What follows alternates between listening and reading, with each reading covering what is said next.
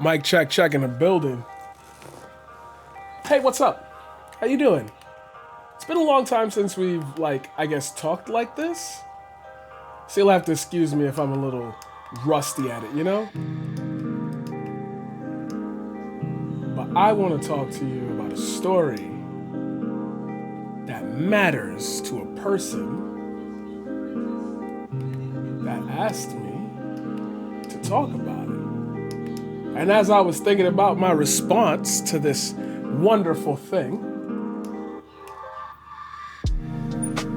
I thought, why don't I make an entire segment out of it? So if you're on YouTube right now, hit that like, hit that subscribe, hit that bell to stay notified. I'm trying to pick a color that'll be decent for us here. Ooh, I'm catching a smooth vibe here. Yeah, there we go. Where's my remote?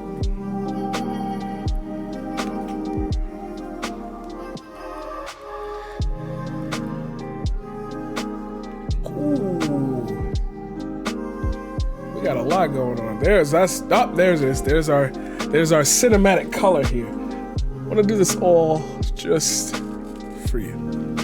Hi guys. It's been a long time since we talked like this, right? You know, with the whole Sith lighting and everything. Hey. Hi. If you're new here, hit that like, hit that subscribe, hit that bell to stay notified. What YouTuber gives you a 1 minute and 30-second intro? Today I want to talk to you about people. And it's going to be very specific at first, of course, but people. And the reactions that they give you when you actually start to speak out and speak for yourself in certain situations that you couldn't even believe they would put you in.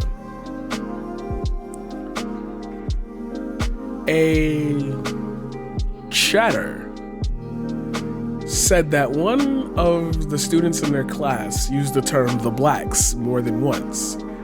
And it was a hell of a time trying to figure out in real time how to respond to this in a manner that didn't put their job at risk. In the end, that student was basically claiming that we were gonna lose all our money because we're gonna have to pay reparations to random black people.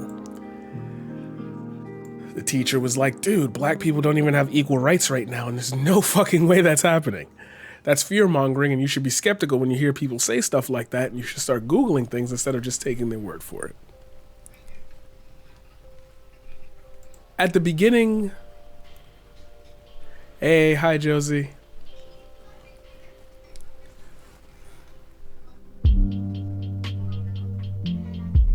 When I hear things like that, it reminds me of something that my friend just recently told me. How their family member had said to them, yo, I don't like Arab people. And it's a child, it's a teenager. And the reasons why were very thin for this teenager to have reached this conclusion. It was because their accent was too thick for the teacher to understand. And I immediately said, see how quick it could be? Where are they getting that from? Do teenagers now think of people in binaries? I don't remember thinking of people in binaries. You know, it's either the individual or it's all the people. You know, but I do remember at points in time, my dad even saying things like, not too risque, he wasn't like a racist or a bigot, but he was more like one of those bitter, you know, this is what I learned from my parents, and like, I'm kind of just espousing these things because nobody's ever checked me on it, because I don't have friends like that. I don't got woke individuals around me.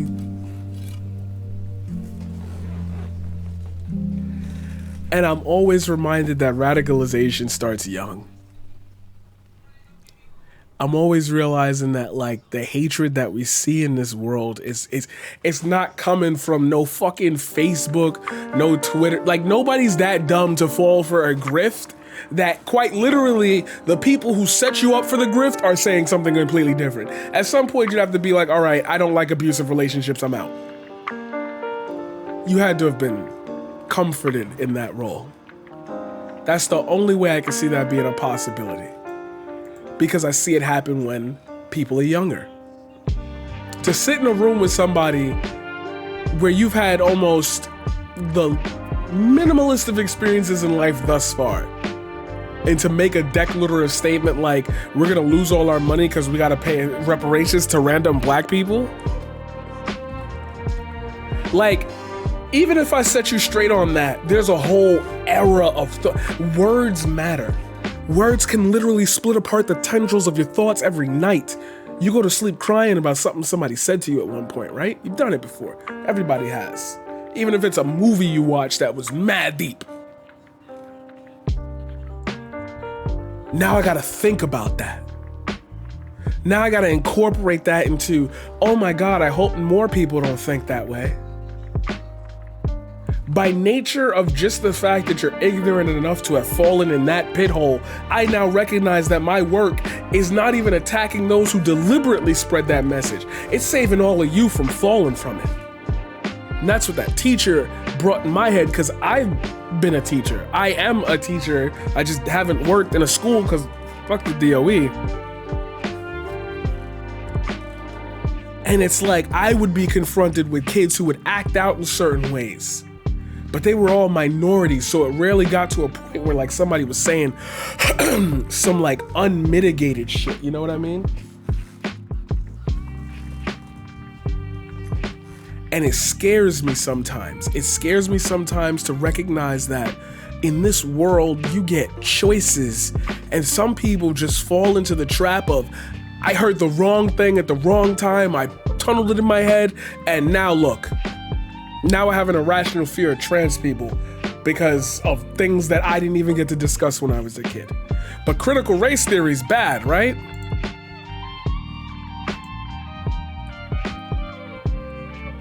The chatter goes on to say, the teacher, he is young and is clearly repeating shit his parents and others have said. I've heard him talk politics and his ideas are inconsistent, but I couldn't bring myself to just tell him he was being outright racist because I was afraid that calling him on it directly could have gotten me fired. But it was wild. This came after some red flags about the student saying he used to want to hurt people sometimes for dumb shit, and him playing a video of Red Dead Redemption 2 of people getting their heads blown off. And it was all really yikes, but it was a just within bounds kind of way.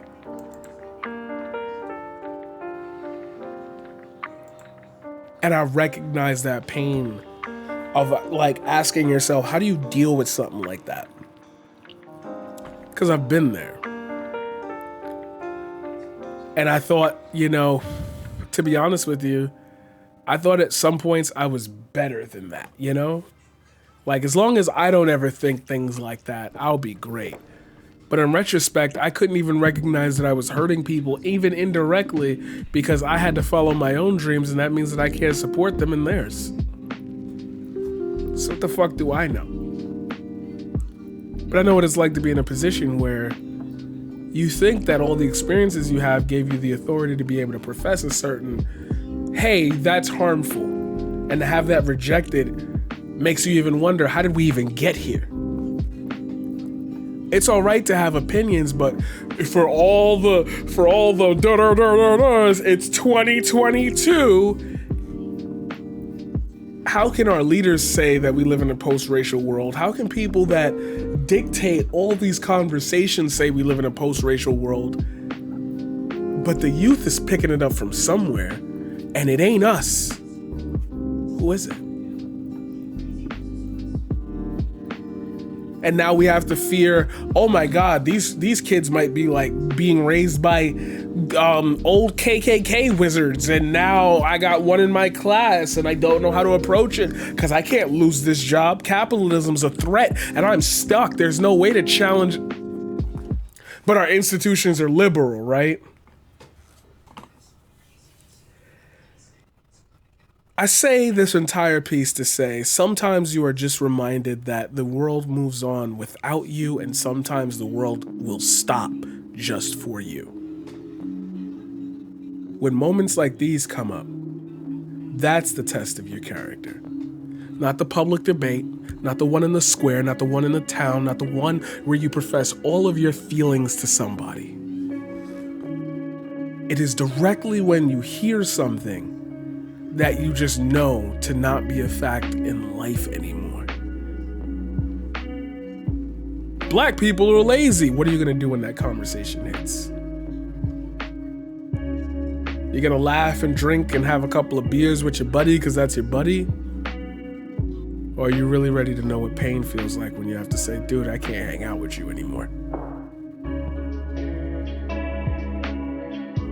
I'm the Paradigm Shift. And I'll see you in the next one.